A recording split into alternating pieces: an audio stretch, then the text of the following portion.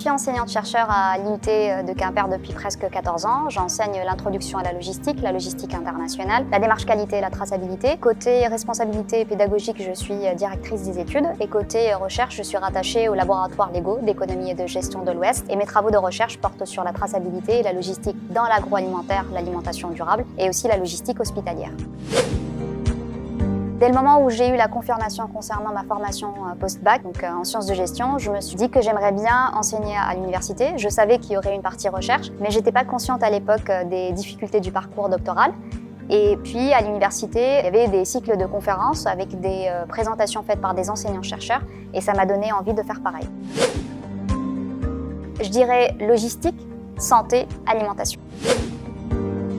Sans hésitation, Everett Rogers, qui était un statisticien et sociologue américain qui avait développé une théorie sur la diffusion et l'adoption d'innovation que j'avais mobilisée dans le cadre de ma thèse qui portait sur la traçabilité dans l'agroalimentaire en tant qu'innovation technologique et organisationnelle. Et comme me dit l'un de mes collègues, j'aime bien faire appel à mon ami Rogers dans le cadre des publications en lien avec l'innovation.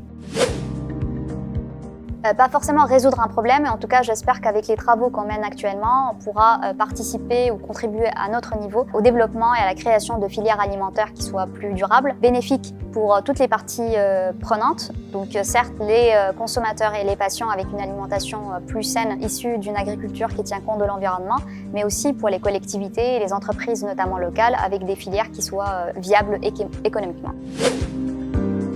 On a plusieurs projets en cours, notamment Promalg Health qui a comme objectif de proposer de nouveaux aliments et ingrédients enrichis en protéines de macro-algues et destinés à la restauration hospitalière. Et d'un autre côté, on a un projet qui est en phase de démarrage qui s'appelle AlioCare pour garantir un accès aux ressources halieutiques à tous les consommateurs du territoire de la Cornouaille. Et l'idée dans ce projet, c'est d'essayer de trouver des solutions techniques, commerciales, logistiques et économiques pour proposer aux consommateurs du territoire des produits transformés à partir d'espèces de boissons qui sont pêchées localement, mais qui sont peu connues et donc peu consommées.